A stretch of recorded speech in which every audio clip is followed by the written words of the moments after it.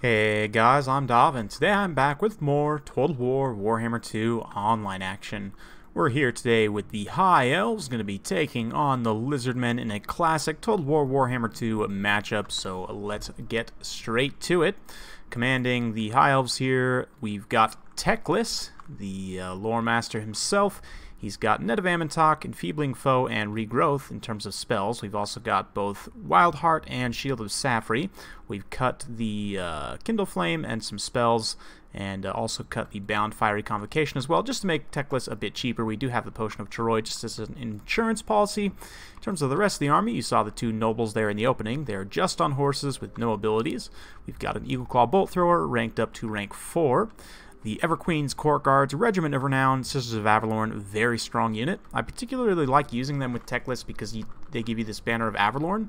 And because Teclis has the greater Arcane Conduit, the constant effect, you can get a ridiculous amount of power recharge rate and be able to put out a lot of magic very, very quickly, so I like using them. Beyond the fact that, of course, they have great armor-piercing missile damage, of course, going to be very good against the dinos, and themselves with the martial prowess in particular have very good combat stats.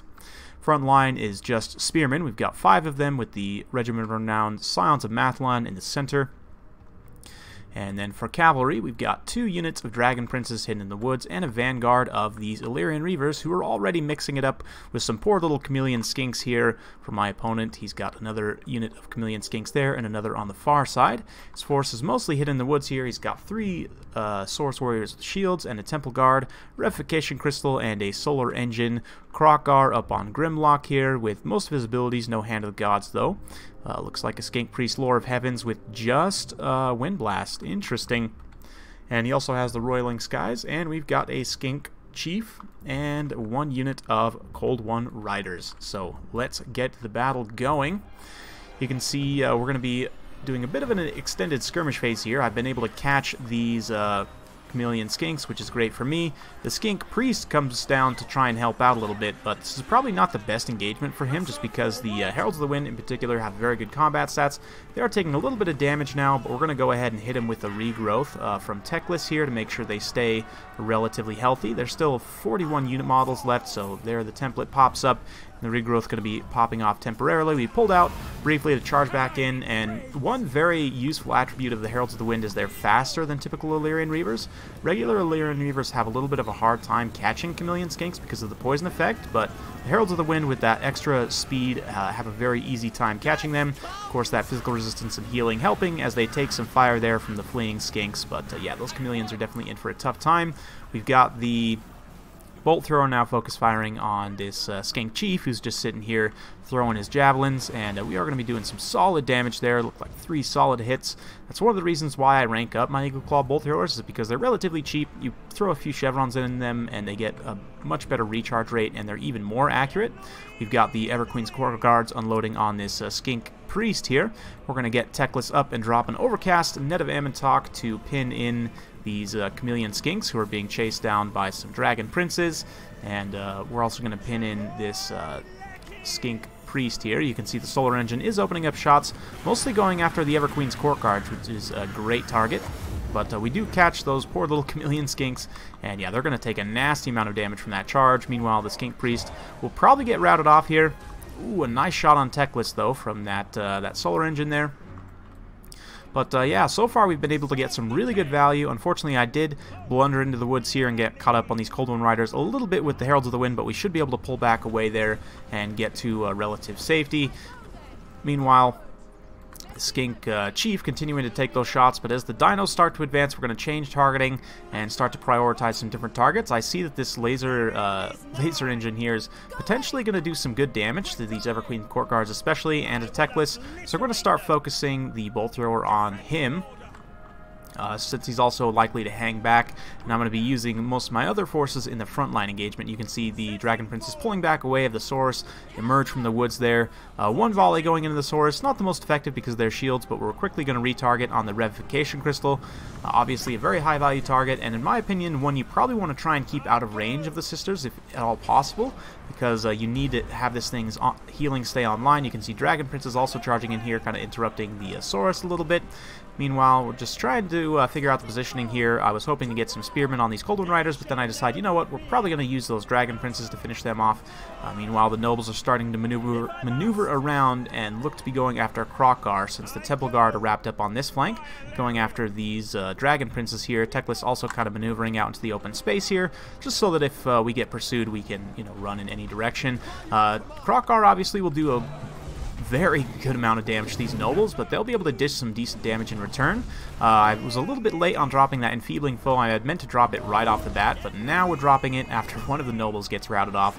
But that is going to put Krokar's combat stats in the dirt, in particular his melee defense, which is going to be great. Ooh, that laser cannon just screaming right past the screen there. You can see it has done good damage to the Everqueen's Court Guards, but I pulled them back behind this little knoll, hoping that would block some of the shots, and it has been relatively successful so far. We're about to finish off the revivification crystals, so those Everqueen's Court Guards definitely paying for themselves there. Krokar getting on this noble here. The other noble came back briefly. We did toss a regrowth on him to heal him back up, but yeah, going to be pretty rough. Meanwhile, the Dragon Prince is just kind of cycle charging around. We did finish off those Cold Wind Riders.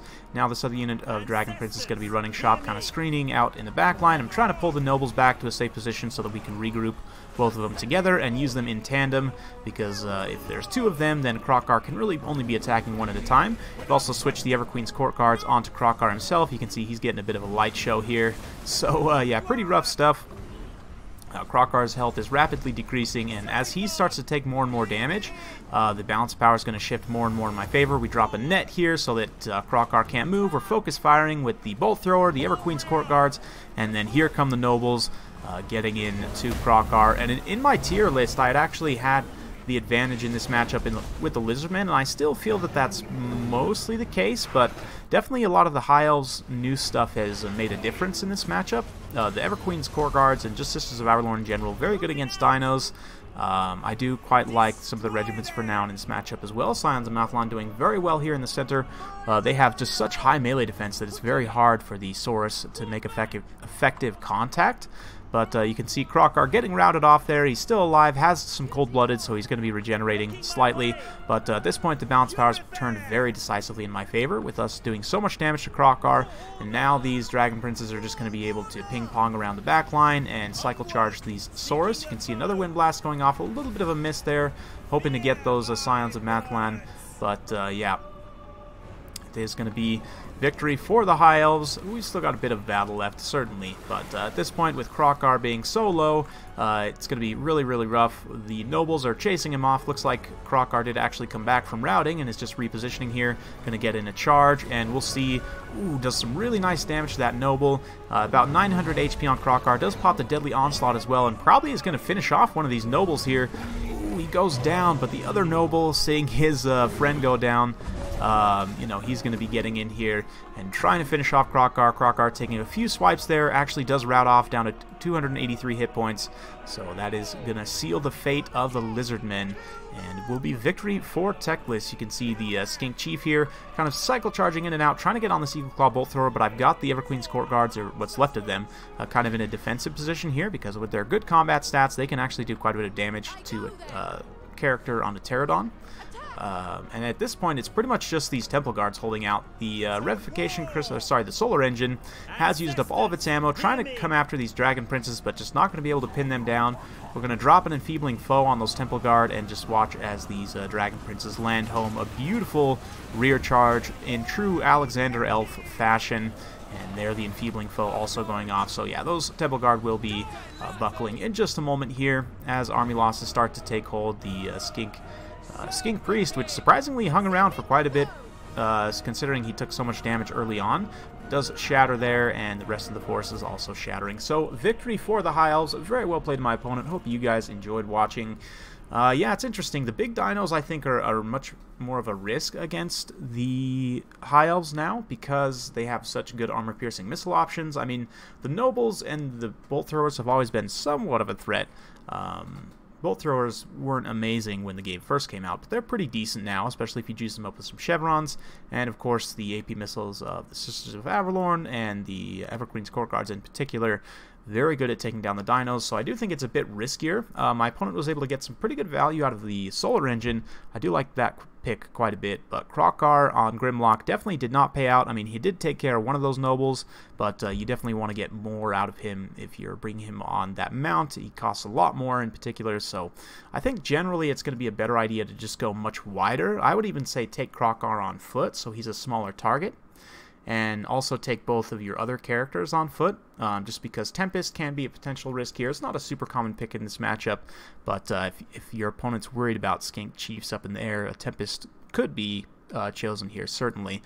So in that aspect, I think taking all these characters on foot and then just going super wide with lots of Saurus, lots of Skinks, and you just swarm the High Elves super effectively to where they really can't bring everything down. I think that's honestly the way to go in this particular matchup, but you guys let me know your thoughts in the comments down below. Hope you guys enjoyed watching. If you do like this sort of content, be sure to like, subscribe, hit that bell notification button so every time I upload a new video, you'll be notified. Thank you once again for watching, and we'll see you next time.